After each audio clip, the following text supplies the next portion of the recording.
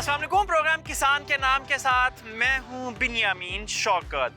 चावल हमारी एक अहम नकदार फसल है। गंदम के बाद चावल सबसे ज्यादा खाया जाने वाला अनाज है। गुज़श्ता साल पाकिस्तान भर में 9 मिलियन एकड़ पर चावल काश्त किए गए, जिससे तकरीबन 10 मिलियन मैट्रिक टन चावल की पैदावार हासिल की, जिसमें से 30 से 40% मकामी तौर पर खाया गया, बाकी चावल को एक्सपोर्ट कर दिया गया। इस साल चावल के ज़ेरे काश्त रकबा पिछले साल से भी बढ़ चुका है। वतन अजीज चावल पैदा करने वाले ममालिक की फहरिस्त में 11वें नंबर पर आता है। हम दुनिया में खाए जाने वाले चावल का 8% हिस्सा पैदा करते और उसे एक्सपोर्ट करते हैं।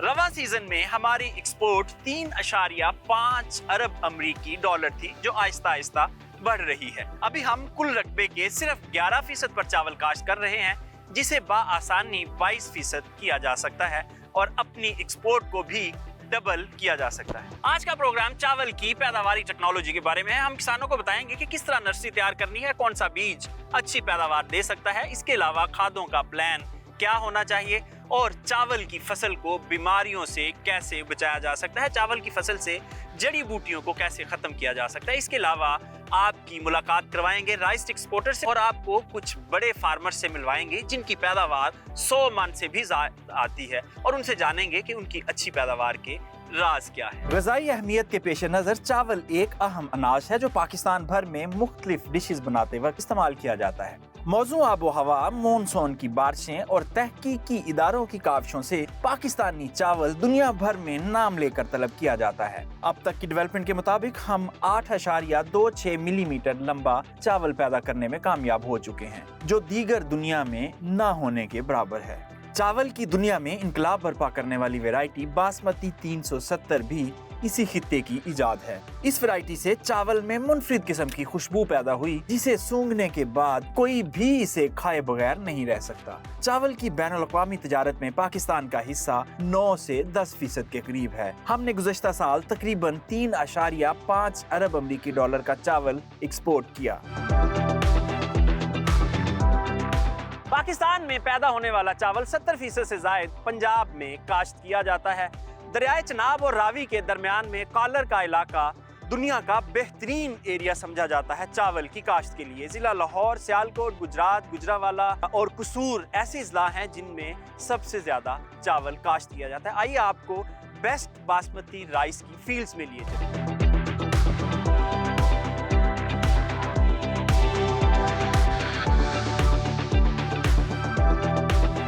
मकई और गंदम की कीमत क्रैश करने के बाद इस वक्त चावल काश्तकारों का सबसे बड़ा सवाल यही है कि क्या चावल के साथ भी ये सलूक तो नहीं होगा, क्या चावल की कीमत भी सियासत की नजर तो नहीं हो जाएगी। पिछले सालों की निस्बत इस साल हाइब्रिड राइस पाकिस्तान में ज्यादा काश्त किया जा रहा है और इस उम्मीद पे काश्त किया जा रहा है कि गुज़श्ता सालों की तरह चाइना, इंडोनेशिया और दीगर ममालिक में इसे एक्सपोर्ट किया जा सके। किसानों के जहन में अब ये सवाल भी उठ रहा है कि क्या कहीं एक्सपोर्ट को बैन तो नहीं कर दिया जाएगा। चावल की पैदावारी टेक्नोलॉजी से कबल हम आपको इन्हीं सवालों के जवाब लेने के लिए राइस एक्सपोर्टर एसोसिएशन के पास लिए चलते हैं और उनसे पूछते हैं कि इस साल पाकिस्तान से चावल की एक्सपोर्ट कितनी होगी और कीमत क्या रहने के इम्कानात हैं।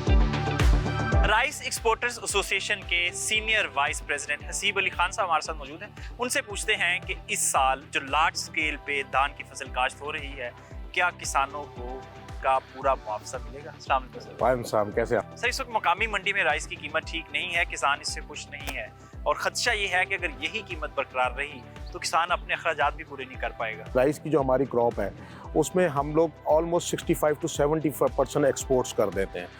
गवर्नमेंट ने इवन के 2008 में वर्ल्ड वाइड इंडिया ने और बहुत से बड़े कंट्री ने एक्सपोर्ट्स अपनी बैन कर दी थी due to food security, but Pakistan एक वाहिद मुल्क था जिसने कभी आज तक राइस को बैन नहीं करा। और हमारी ये जो सेक्टर है ये ग्रो भी इसलिए कर रहा है कि हमारी टोटल जो है वो एक्सपोर्ट्स हैं। हमारी जो यहाँ पे लोकली कंजम्पशन है वो ऑलमोस्ट पूरी क्रॉप की 30-35% की कंजम्पशन है, वो भी बासमती की है। और हमारे पास यहाँ पे ग्रो हो रहा है ज़्यादातर लॉन्ग ग्रेन, जो कि मेजॉरिटी एक्सपोर्ट्स ही हो रहा है। हसीब साहब, गंदम की इंटरनेशनल मार्केट डाउन हुई जिसकी वजह से पाकिस्तान में गंदम का ये हाल हुआ, तो आपकी क्या एक्सपेक्टेशंस हैं कि जो राइस की मार्केट है, इंटरनेशनल मार्केट, वो तो क्रैश नहीं करेगी? चाइना हमारा बायर है, साथ में फिलीपींस भी है, इंडोनेशिया भी है, अफ्रीका सेक्टर भी है। आज ही हमारे पास मज़ीद कीनिया ने 500,000 का ड्यूटी फ्री करा है कोटा अपना, तो वो भी हमारी इंपोर्ट्स वाइट राइस पे स्पेशली, तो हमारी एक्सपोर्ट्स को ऐसा कोई फ़र्क नहीं पड़ेगा राइस के सेक्टर को। अभी जो प्रेशर आया है in how with in the country Pakistan में जो राइस के प्राइसेस नहीं मिल रहे, उसका मेजर कंसर्न है जो वीट का इस वक्त स्टॉक्स हैं। वीट जो जिस तरह आई है, वीट जिस रेटों में हो रही है, उससे इम्पैक्ट जाहिर सी बात है कि राइस पे भी आया हुआ, जिसकी वजह से प्राइसेस बड़ी डाउन है। इस साल पाकिस्तान में बहुत लार्ज स्केल पे हाइब्रिड राइस लग रहा है, तो आप क्या समझते हैं जो हाइब्रिड राइस है उसकी इतनी इंटरनेशनल मार्केट है कि ये सारा खपत हो जाए इसकी? एग्जैक्टली हमारी जो एक्सपोर्ट्स हैं टोटल, जो हम आज कह रहे हैं कि 5.2 मिलियन टन की हमारी एक्सपोर्ट्स है, उसमें 4.5 मिलियन टन ये हाइब्रिड लॉन्ग ग्रेन एरी 6 वगैरह ही हैं। बाकी हमारे 5 to 6 मिलियन 500,000 to 600,000 टन जो है वो हमारी बासमती है। तो हाइब्रिड जितना ग्रो होगा सारा एक्सपोर्ट हो जाता है। इवन कि अभी भी हमारा जो हमारे पास जो स्टॉक्स हैं जो एक्सपोर्ट्स के लिए हैं वो 400,000 to 500,000 टन रह गए हैं कंट्री में, जो कि नॉन बासमती के हैं। और इन फ्यूचर अभी 2 महीने बाद क्रॉप आना शुरू हो जाएगी, तो हमारे पास लॉन्ग ग्रेन और हाइब्रिड्स की अच्छी मार्केट डेवलप हो रही है आहिस्ता आहिस्ता, जैसे जैसे हमारी कास्ट बढ़ती जा रही है। अच्छा, जब आप इंटरनेशनल मार्केट में एक्सपोर्ट के लिए लेके जाते हैं राइस, तो आपको किन किन प्रॉब्लम्स का सामना करना पड़ता है? पेस्टिसाइड्स के बहुत ज़्यादा इश्यूज़ आ रहे हैं, जो मिनिमम रेजिड्यू लिमिट्स कहते हैं EU की, उसको हमने अपने कंप्लाइंट्स करने के लिए, तो हम अपने तौर पे as a association, rice exporter association, हम लोग डिफरेंट एरियाज़ में सेमिनार्स, इवन के हम एग्रीकल्चर डिविजन्स के साथ, एक्सटेंशन डिपार्टमेंट के साथ मिलके हमारी टीम काम कर रही है कि हम फार्मर्स को अवेयरनेस दें। उस अवेयरनेस से फार्मर्स को ये फ़ायदा होता है कि अगर उनका पेस्टिसाइड फ्री पैडी आ जाती है तो उन्हें मार्केट से हम लोग 600 रुपीज़ पर मंथ प्रीमियम पे करते हैं कि कंप्लाइंट प्रोडक्ट मिल रहा है हमें, क्योंकि हमें उसका प्रीमियम इंटरनेशनली मिलता है जो कि हम फार्मर्स को देते हैं। जब आप किसान से बाय करते हैं तो फौरी तौर पे कौन सा टेस्ट करते हैं जिसके ऊपर आप 600 रुपये उसको प्रीमियम देते हैं? एफ्लाटॉक्सिन का टेस्ट, क्योंकि हमारे फार्मर्स जो है ना, या तो बहुत अर्ली मॉर्निंग जब शबनम गिर रही होती है उस टाइम पे फसल हार्वेस्टिंग करते हैं चावल की, उससे ये होता है कि हैवी मॉइस्चर्स होते हैं और हमारे पास टाइमलाइंस बड़ी कम होती है उसे ड्राई करने के लिए। अगर फार्मर वही दिन के टाइम पे वो क्रॉप काटे जिसमें चांसेस बहुत कम होते हैं कि शबनम या ओस के, तो वो जो क्रॉप है वो हमारे लिए बहुत अच्छा रहता है और हम उस पर फिर प्रीमियम पे करते हैं अगर एफ्ला फ्री हो, जिसे हम कहते हैं। वली खान साहब, आपके वक्त का बहुत शुक्रिया। किसान भाई, यकीनन अगर आपको प्रीमियम प्राइस चाहिए अपने चावल की, तो फिर आपको जो स्टैंडर्ड्स हैं, जो प्रोटोकॉल्स हैं, जो आपको गवर्नमेंट की तरफ से दिए जाते हैं, उसके मुताबिक अगर आप राइस ग्रो करते हैं तो ही आप अच्छी पैदावार ले सकते हैं। पाकिस्तान में मुख्तलिफ तरीक़ों से चावल काश्त किया जाता है। कुछ ऐसे तरीके हैं जिनमें पानी ज़्यादा इस्तेमाल होता है और कुछ तरीक़ों में कम इस्तेमाल होता है। आइए आपको चावल काश्त करने के मुख्तलिफ तरीके बताते हैं।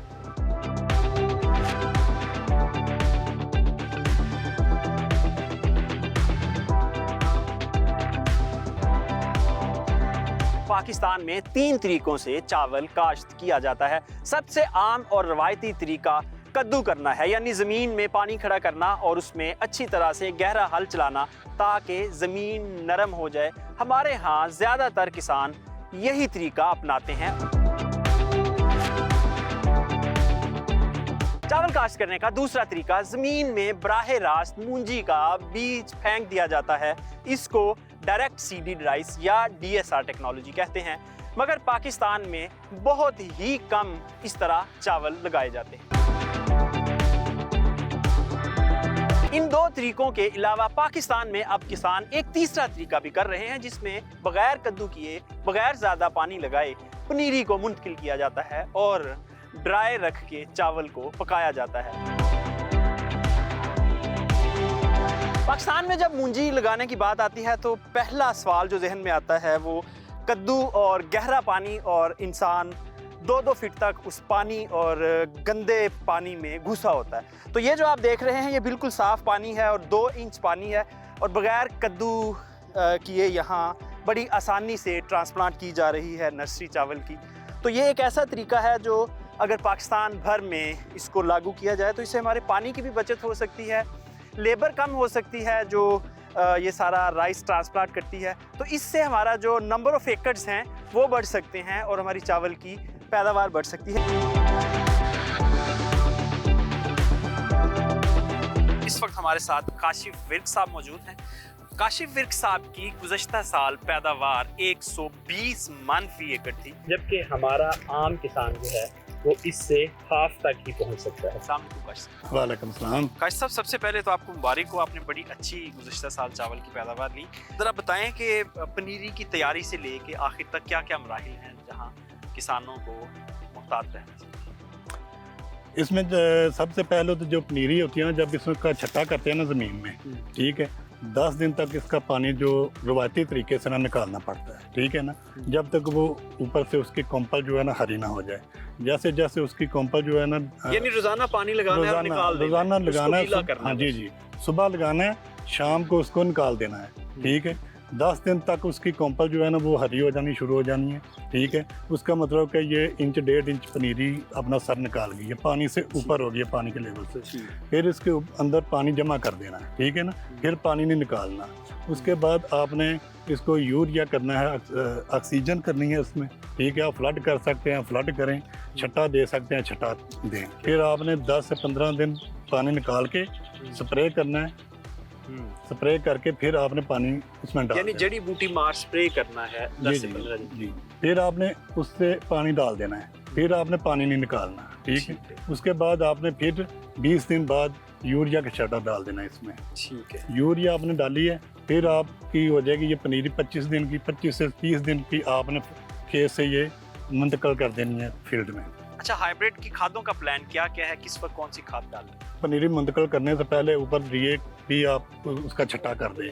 अगर वो आपकी मर्जी है, आप एक तोड़ा उसमें डालते हैं तो एक तोड़ा डालें, अच्छा, 1.5 डालना है तो 1.5 नाइट्रोजन डालना के है। कितने बैग इसको चाहिए होते हैं? यानी नाइट्रोजन यूरिया के, खाद के? हाँ जी, हाइब्रिड फसल को नाइट्रोजन के 2 से 3 बैग चाहिए होते हैं। किस किस दिन पे?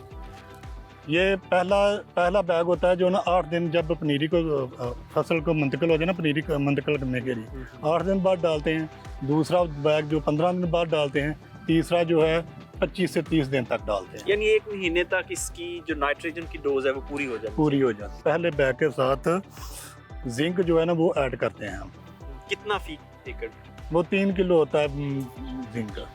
अच्छा, इंटैक्ट जिंक अच्छा, इसके अलावा इसको जो पोटाशियम खादें हैं वो भी डाली जाती हैं? असासी पोटाश है ना, वो एक तोड़ा 50 kg के हिसाब से वो खेत में डाल देते हैं तैयारी के वक्त। और जो नेट होती है ना तेजाबी पोटाश, वो 20 किलो के हिसाब से ना वो डालते हैं। 10 किलो डालें, 20 किलो डालें, वो फ्लड करनी होती है। अगर फ्लड नहीं आप कर सकते तो उसका स्प्रे भी 2 किलो के हिसाब से, 3 किलो के हिसाब से किसी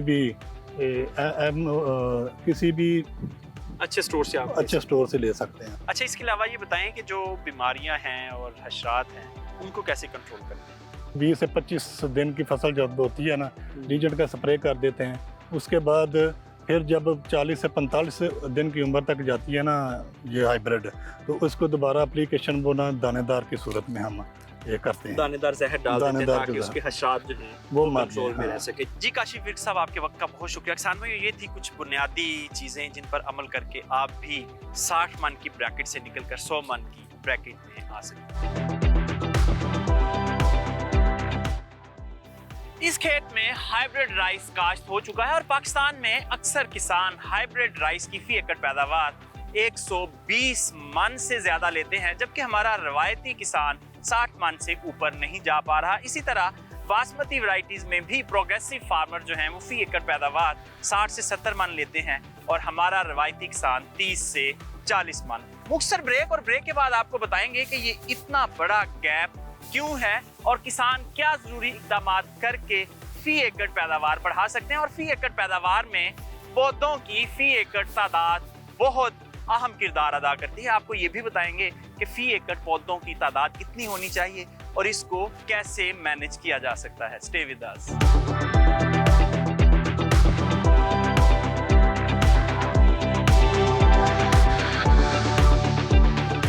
वेलकम बैक। गुज़श्ता साल पाकिस्तान में तकरीबन 9 मिलियन एकड़ पर चावल काश्त किए गए। चावल काश्ता रकबे के लिहाज से पाकिस्तान 3 बड़े ममालिक में शामिल होता है, जबकि पैदावार के लिहाज से हम 10वें नंबर पर आते हैं। मगर चावल का जायका, खुशबू और रंगत के लिहाज से पाकिस्तान आज भी नंबर 1 है। मसला है तो सिर्फ फी एकड़ पैदावार बढ़ाने का। फी एकड़ पैदावार बढ़ा के हम भी ज्यादा ज़र मुबादला कमा सकते हैं। आइए देखते हैं कि दुनिया के 5 चावल पैदा करने वाले बड़े ममालिक कौन से हैं और उनकी फी एकड़ पैदावार कितनी है। 2011 मिलियन टन सालाना पैदावार के साथ चाइना दुनिया का सबसे बड़ा चावल पैदा करने वाला मुल्क है। 158 मिलियन टन के साथ इंडिया दूसरे नंबर पर, इंडोनेशिया 77 मिलियन के साथ तीसरे नंबर पर, बांग्लादेश 52 मिलियन टन के साथ चौथे नंबर पर, वियतनाम 43 मिलियन टन के साथ 5वें नंबर पर और पाकिस्तान 9 से 10 मिलियन टन सालाना पैदावार के साथ दुनिया में 9वें नंबर पर विराजमान है।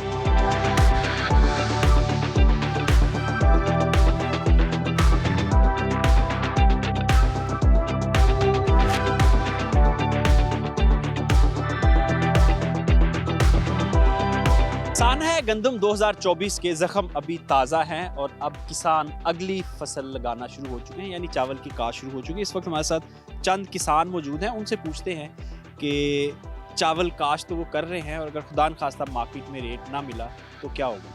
गंदम में नुकसान हुआ है, अगर चावल में हो गया तो ज़मीन भी जो है वो बैंकों के नीचे चली गई है, लॉस हुआ है। तो बाकी अगर चावल में कुछ भी ना बचा तो जो जिस ज़मीन पर कर्जा लिया है वो चली जाएगी बैंकों के पास, तो बाकी फिर हमारा लाभ ही 26-2700 ਨੂੰ ਜਾਣ ਡਈ ਇਹ ਨੁਕਸਾਨ ਬਹੁਤ ਹੋ ਰਿਹਾ ਨਾ ਤੇ ਚੌਲ ਦੀ ਵੀ ਅੱਗੋਂ ਇਹੀ ਉਮੀਦ ਹੈ ਜੀ ਹੁਣ ਆਇਆ। उम्मीद तो अभी तक कुछ नज़र नहीं आ रही। मार्केट का हिसाब आपके सामने है, एक्सपोर्ट इन्होंने बंद की हुई है। ठीक है, इस हिसाब से अगर देखा जाए तो जिस तरह गंदम में किसानों को लॉस हुआ इससे ज़्यादा मुझे लग रहा है, क्योंकि एक मरतबा पहले भी यही किसानों के साथ हाल हुआ। 3000 वाली खाद हमने 6000 रुपये में लेके अपनी फसलों को डाली है, तो पहले बहुत ज़्यादा नुकसान कर चुके हैं। आगे भी नज़र नहीं आ रहा कि हमें कुछ करे। ये थे गुजरावाला के चंद काश्तकार जिनके तासरात आपने सुने। आइए देखते हैं कि जो दीगर इलाकों के चावल काश्तकार हैं उनके चावल की कीमत के बारे में क्या खदशात हैं।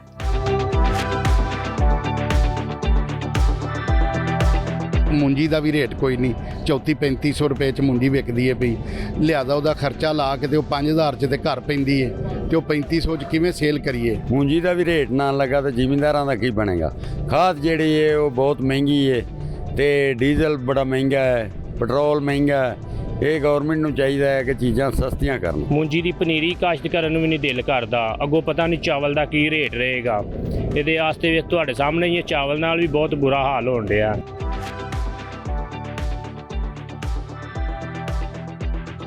चावल की काश्त कब करनी चाहिए, कौन सी वैरायटी किस वक्त काश्त करें तो अच्छी पैदावार दे सकती है, ये ऐसे सवालात हैं जो हर किसान जानना चाहता है। गुज़श्ता चंद सालों से पाकिस्तान में चावल की 2 फसलें ली जा रही हैं। हाइब्रिड ईरी पनीरी की काश्त अप्रैल में ही कर दी जाती है ताकि गंदम की बर्दाश्त के फौरी बाद ये चावल लगाया जा सके। इसके अलावा दूसरी फसल बासमती चावल की इकसाम की है जिसकी पनीरी जून में लगाई जाती है और जून आखिर या जुलाई में वो चावल ट्रांसप्लांट कर दिया जाता है। आइए दीगर वैरायटीज के बारे में जानते हैं।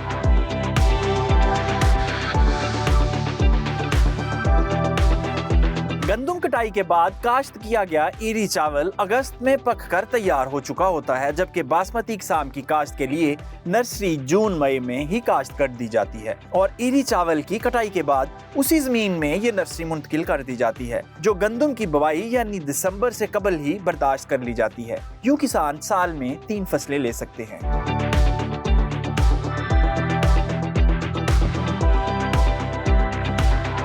काश्त के लिए नर्सरी की तैयारी का तरीका और शरह बीज की बात करें तो फी एकड़ मशीनी काश्त के लिए 7 से 8 किलो बीज, जबकि मैनुअल ट्रांसप्लांटेशन के लिए 5 किलो बीज दरकार होता है और फी एकड़ 4 से 5 मरले पर तैयारी नर्सरी की जाती है।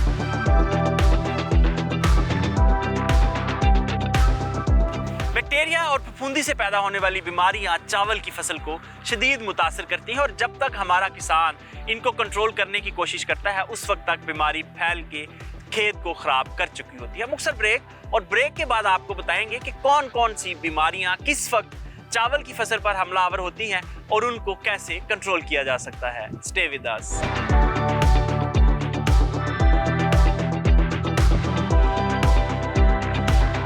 Welcome back. हमारी चावल की एक्सपोर्ट में सबसे ज्यादा प्रॉब्लम फंगस से यानी फफूंदी से पैदा होने वाली बीमारियों का है। हमारे किसान अक्सर औकात इस चीज को नजरअंदाज कर देते हैं कि किस वक्त कौन सा स्प्रे करना है, और ऐसे स्प्रे भी कर दिए जाते हैं जिनकी वजह से चावल में अफ्लाटॉक्सिन का लेवल ज्यादा हो जाता है जो एक्सपोर्ट के काबिल नहीं रहता। नतीजतन वो हमारी कंसाइनमेंट रिजेक्ट हो जाती है। आइए आपको बताते हैं कि मुख्तलिफ जहर कौन से हैं जो अप्लाई करने से चावल की एक्सपोर्ट में प्रॉब्लम आ सकता है, यानी हुकूमत की तरफ से बैन किए गए जहर कौन से हैं और कौन से ऐसे जहर हैं जो फफूंदी को कंट्रोल कर सकते हैं और वो एक्सपोर्ट में भी प्रॉब्लम नहीं करते।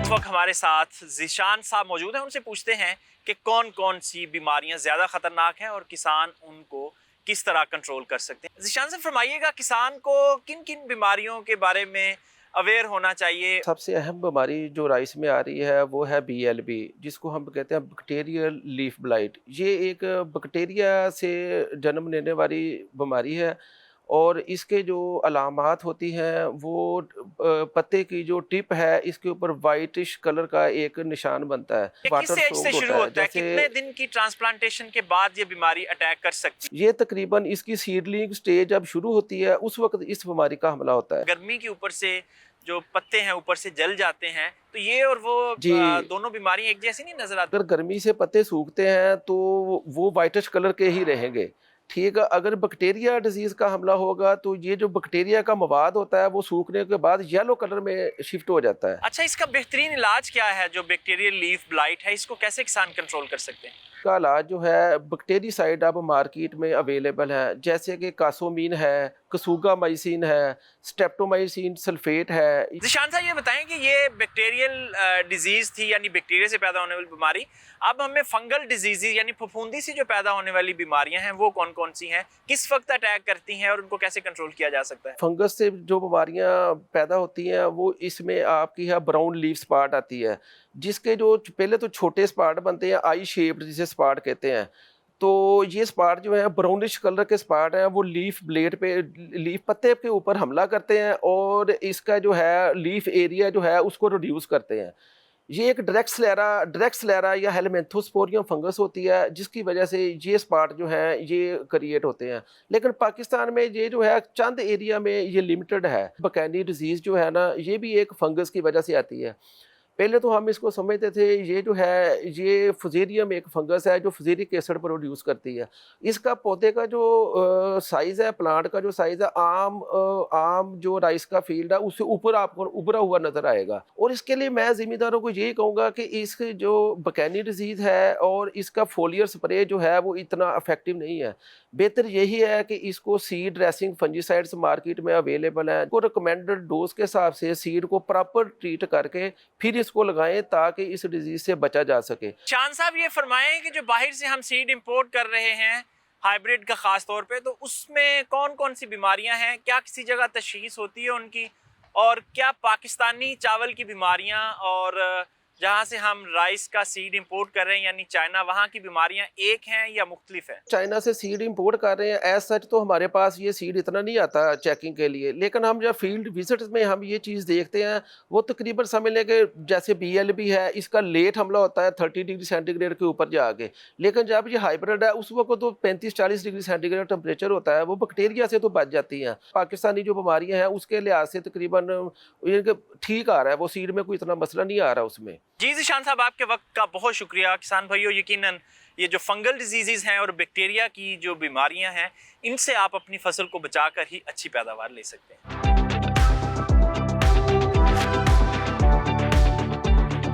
धान की जड़ी बूटियों को आमतौर पर 3 ग्रुप्स में तकसीम किया जाता है: घासमा जड़ी बूटी, डीला खानदान की जड़ी बूटी और चौड़े पत्तों वाली जड़ी बूटियां। इन जड़ी बूटियों को खत्म करने के भी 2 तरीके होते हैं। एक है प्री इमरजेंस यानी जड़ी बूटियां उगने से पहले खत्म करना, और एक है पोस्ट इमरजेंस यानी उगने के बाद जड़ी बूटियों को तल्फ करना। आइए आपको जड़ी बूटियों की पहचान बताते हैं और बेहतरीन तरीका बताते हैं कि चावल की फसल को जड़ी बूटियों से पाक कैसे रखा जा सकता है। इस वक्त हमारे साथ इमरान नदीम साहब मौजूद हैं, उनसे पूछते हैं कि कौन कौन से हशरात चावल की फसल पर किस वक्त हमला करते हैं और किसान अपनी फसल को इन हशरात से कैसे बचा सकता है। अस्सलाम वालेकुम सर, फरमाइएगा। वालेकुम सलाम। चावल की फसल पर दो तरह के कीड़े हमल करते हैं, एक को हम मेजर पेस्ट करते हैं, दूसरे हमारे माइनर पेस्ट हैं। जो हमारे मेजर पेस्ट हैं उसमें तने की सुंडियाँ हैं, जिसमें सफ़ेद तने की सुंडी, जर्द तने की सुंडी और गुलाबी तने की सुंडी। निस्बतन जो जर्द और सफ़ेद तने की सुंडी से ज़्यादा नुकसान करती हैं, जो हमारी गुलाबी सुंडी तने की सुंडी है ये कम हमलावर होती है। और दूसरे नंबर पर आ जाती है पत्ता लपेट सुंडी। ये पत्ता लपेट सुंडी हमारी जो है इरी अक़साम और बासमती अक़साम, दोनों अक़साम को यकसा नुकसान देते हैं।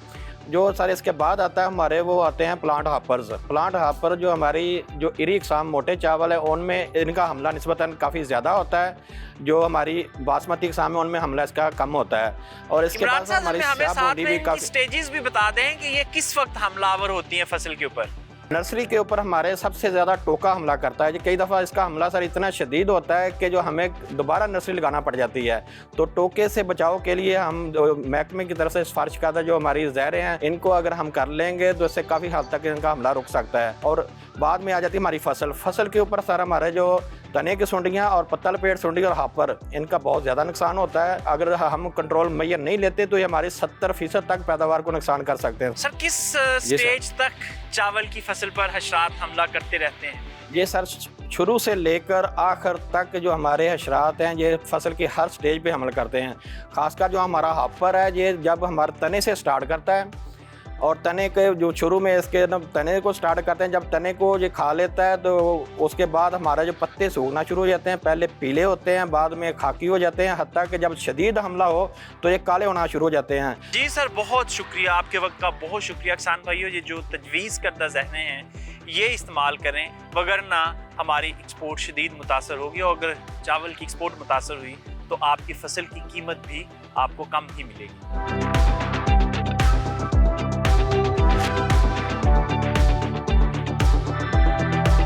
इस वक्त पाकिस्तान में चावल की सबसे ज्यादा मुनाफा देने वाली फसल नॉन बासमती यानी इरी के चावल हैं, जिनकी फी एकड़ पैदावार 120 मन से भी जायद है। इसके ऊपर टोटल अखराजात तकरीबन 1.5 लाख रुपए आते हैं और तमाम अखराजात निकाल कर किसान बाआसानी 1 लाख से 1.5 लाख रुपए फी एकड़ मुनाफा कमा सकते हैं। आइए आपको तमाम तर तफसीलात बताते हैं कि अखराजात कितने हैं फी एकड़ और फी एकड़ कितना मुनाफा कमाया जा सकता है।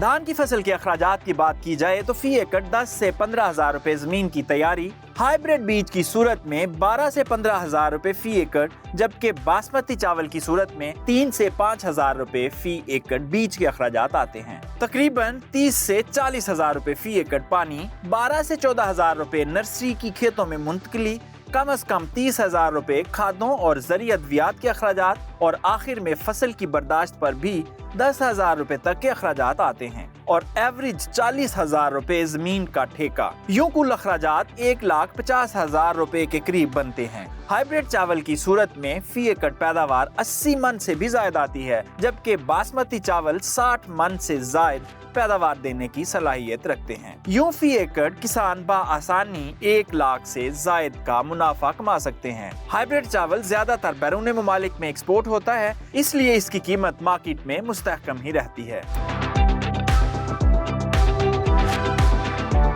पाकिस्तान में धान की काश्त की बात की जाए तो इसमें सबसे बड़ा मसला लेबर का है। लेबर जब कद्दू में लाभ लगाती है तो ये बहुत मेहनत तलब काम है और दूसरा बर वक्त लेबर मिलती नहीं। इसके अलावा लेबर जो लाभ है उसकी जड़ वाला हिस्सा तोड़ देती है, जिससे प्लांट पॉपुलेशन कम हो जाती है और अल्टीमेटली फी एकड़ पैदावार मुतासर होती है। ये जो मशीन है इसमें 1 से 2 लीटर डीजल खर्च आता है, जो लेस देन 500 रुपीज़ इसकी कॉस्ट बनती है। ये पूरे एकड़ में 10 से 15 मिनट में जो राइस है वो ट्रांसप्लांट कर देती है। जबकि लेबर की अगर बात करें तो लेबर इस वक्त 12 से 13 हजार रुपये फी एकड़ चार्ज कर रही है 1 एकड़ में लाभ मुंतकिल करने का। तो इसलिए जो मशीनी काश्त है उससे किसानों को ही अल्टीमेटली फ़ायदा होता है।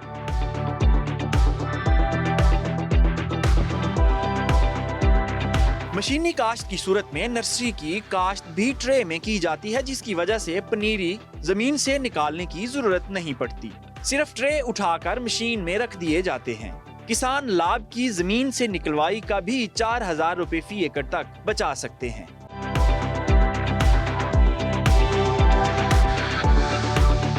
मशीनी काश्त के माहिर इस वक्त आसिफ अली संधू साहब हमारे साथ मौजूद हैं, जो पाकिस्तान में लार्ज स्केल पे मशीनों के साथ चावल की काश्त करवा रहे हैं। उनसे जानते हैं कि मशीनी काश्त के क्या फायदे हैं और क्या नुकसान हैं। अस्सलाम वालेकुम। वालेकुम अस्सलाम। आसिफ साहब, ये बताएं कि इस वक्त पाकिस्तान में कितने को फार्मर हैं जो ये मशीनी ज़राअत कर रहे हैं? फार्मर इसको पूरी तरह ऑन कर चुका है। वो समझता है कि मैं मशीन से जब ट्रांसप्लांटिंग करूंगा तो मेरे जो प्लांट पॉपुलेशन मेरी पर एकड़ बढ़ेगी। डेफिनेटली जब प्लांट पॉपुलेशन बढ़ेगी तो उसकी प्रोडक्शन बढ़ेगी। अच्छा, मशीन से फी एकड़ कितने पौधे लगते हैं? प्लांट्स को कहना ज़रा ज़्यादा क्लियर नहीं होता। नंबर ऑफ हिल्स या सुराख जो पर एकड़ हमारे लगते हैं वो 90,000 से हम उसको 1,25,000 तक, 90,000 से लेके 1,25,000 सुराख जो है वो ये मशीन लगाने की सलाहियत रखती है। तो ये बताइए, जो मशीन है ये एक दिन में कितने एकड़ लगा सकती है और डीजल का कितना खर्चा आता है एक एकड़ कंप्लीट करने? तो इसमें जो डीजल का खर्च है वो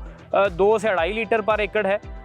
और यानी 1,000 रुपये से कम का खर्चा है डीजल का? जी बिल्कुल, 1,000 से कम का खर्च है। और ये जो आपने बात की कि कितने एकड़ पर डे ये ट्रांसप्लांट कर सकती है, तो उसमें ऑन एन एवरेज बात करेंगे तो 8 से 10 एकड़ इजीली ये ट्रांसप्लांट कर सकती है। यानी एक मशीन और 2 लेबर के बंदे मिल के एक दिन में बाआसानी 8 एकड़। अच्छा, अगर छोटा किसान है वो मशीन अफोर्ड नहीं कर सकता तो उसके लिए क्या क्या ऑप्शंस हैं? वो किस तरह मशीनी चावल काश्त पे आ सकता है? उसके लिए ऑप्शंस हैं छोटे फार्मर्स के लिए। ये एक बड़ी मशीन है, राइडिंग टाइप है। इसके साथ हमारे पास जो छोटे ट्रांसप्लांटर्स हैं, वाक आफ्टर टाइप, उसको छोटा किसान जो है वो इस्तेमाल कर सकता है, जो 3 से 4 एकड़ आसानी से वो डेली ट्रांसप्लांट कर सकता है। अच्छा, पाकिस्तान में अगर एवरेज बात की जाए तो एक मशीन का 1 एकड़ का क्या रेंट चल रहा है अगर रेंट पे लेना चाहें? रेंटल ऑप्शंस भी हैं जो हमारा छोटा फार्मर है उसके लिए। तो रेंटल 14 से 15,000, 14 से 16,000 कहना ज़रा ज़्यादा मुनासिब होगा, क्योंकि बहुत सारी कंपनीज इसमें जो रेंटल सर्विस दे रही हैं तो हर एकड़ डिफरेंट है, थोड़ा ट्रैवलिंग और साइट। जो मैनुअल ट्रांसप्लांटेशन लेबर करती है उससे फी एकड़ कितने अखराजात आ जाते हैं? भी 12 से 13,000 पर एकड़ चल रहा है।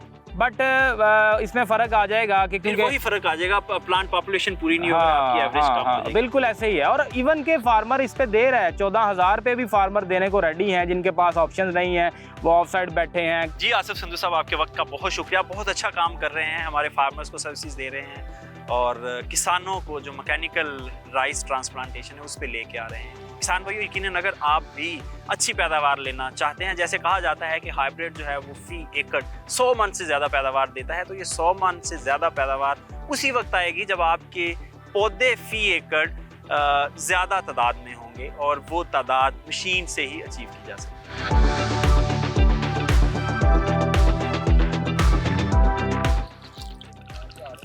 गुज़श्ता सीजन में 3 से 4,000 रुपए फी मन खरीदी गई मूंजी का चावल आज मार्केट में 12 से 15,000 रुपए फी मन बिक रहा है। यानी ना तो किसान को उसकी पैदावार का पूरा सिला मिला और ना ही सार्फिन को सस्ता चावल नसीब हुआ।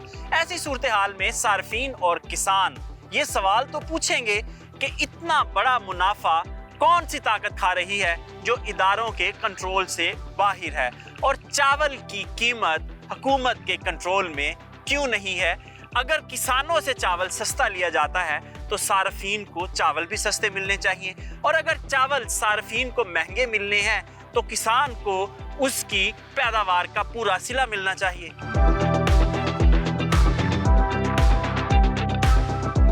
रवा सीजन में चावल की एक्सपोर्ट से अभी तक 3.5 अरब अमेरिकी डॉलर का कीमती ज़र मुबादला कमाया जा चुका है, और गुज़श्ता सीजन में किसानों को मूंजी का रेट भी अच्छा मिला था, इसीलिए इस साल मूंजी की ज्यादा काश्त हो रही है। अगले साल राइस एक्सपोर्टर्स की जानब से 4 से 5 अरब अमेरिकी डॉलर का प्लान किया जा रहा है, और ये प्लान किसानों की मदद से ही पूरा हो सकता है। जितनी ज्यादा चावल की काश्त होगी उतने ही लार्ज स्केल पे हमारी एक्सपोर्ट होगी और मुल्क में कीमती ज़र मुबादला आएगा। यह था आज का प्रोग्राम, जिसमें चावल की बुनियादी टेक केयर के बारे में बताया गया। अगले किसी प्रोग्राम में किसानों को एडवांस स्टेज पर चावल की निगहदाश्त कैसे करनी है इसके बारे में बताया जाएगा। इजाजत दीजिए, खुदा हाफिज।